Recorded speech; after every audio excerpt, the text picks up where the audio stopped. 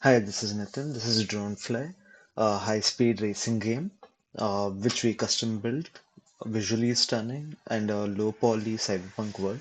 So the project began from an empty scene, requiring us to craft the entire city track and integrate all core systems.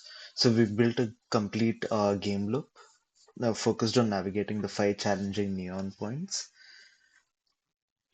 So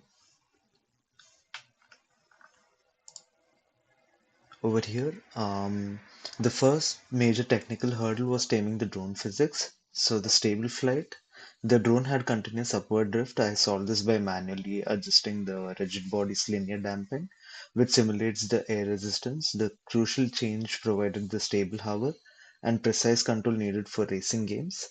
As for solid collisions to provide the drone from tunneling through buildings, so I flagged all the environmental assets as static and set the drone's collision detection to continuous speculative. This ensures reliable and accurate wall collisions even at high speeds.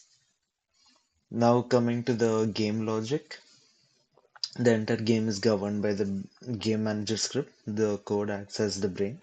It constantly listens for on trigger enter event, tracks the rings collected count, and manages the final win state. This allows for real-time UI feedback via Text Mesh Pro, which is essential for high-speed gaming.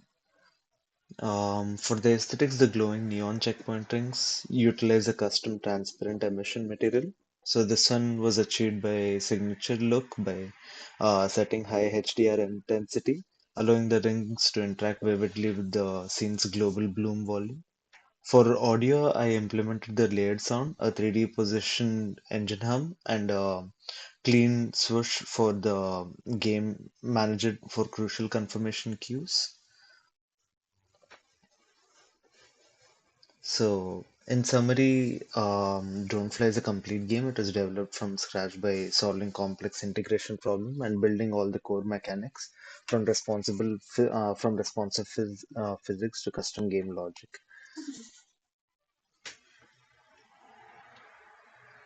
So, in conclusion, the final is a complete game. Thank you, and we'll move forward with the code explanation and then the demo video of what our project is about. So, the script is the brain of the brain's movement and physics.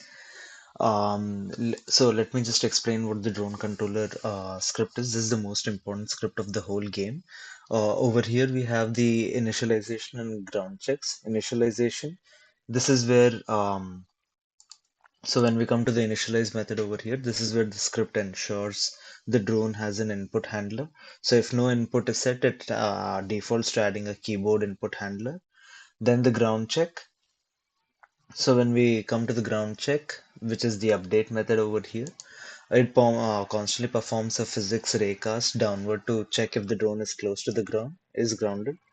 Then the deceleration, if the drone is grounded and moving, decelerate on ground is true. It smoothly slows the drone to a stop using the vector 3 lerp, this one.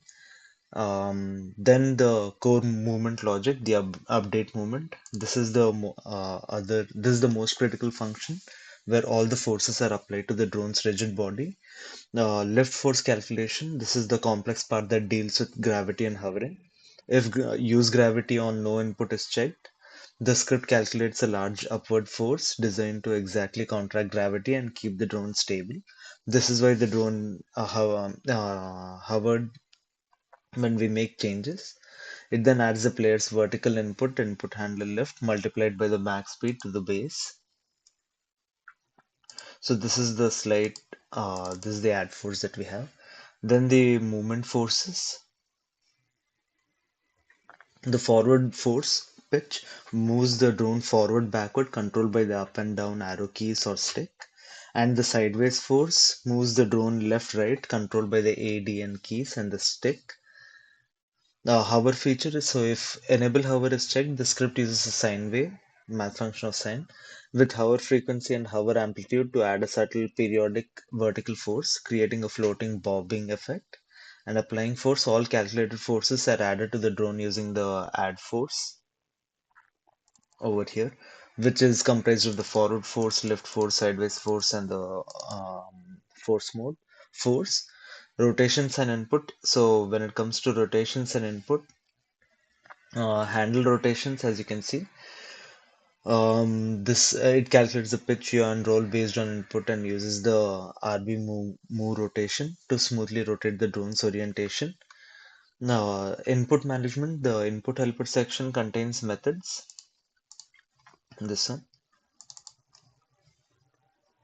So it contains methods for either keyboard or mobile inputs. The swap out the to that swap out the input handler script based on which control scheme is selected in the inspector. Now coming to the game manager, over here we have the variables rings total, score text, win text, ring sound, and rings collected. Each means the total number of rings to collect. A reference to the text mesh pro. The win text is for reference to mission complete. Ring sound is for the audio clip, and rings collected is count of rings the player has gathered so far. On trigger enter, collider other is triggered. Now this is the core logic where since the rings have their colliders marked as yes trigger, the function is executed when the drone passes through the ring. So then there's a tag check, play sound, score and destroy, and win condition. The win condition is if the rings collected is equal to rings total and calls the win game, then it's done. Updates code, the function calculates the rings remaining and updates the on-screen text. Win game function is just for the mission complete to be displayed. So this is what our game comprises of. The most important part is the drone controller where we have assigned and handled a lot of drone physics that is involved. That is for the forward force, the left force, the sideways force, and roll pitch yaw, all of these. And the other most important part is completing the game in the loop.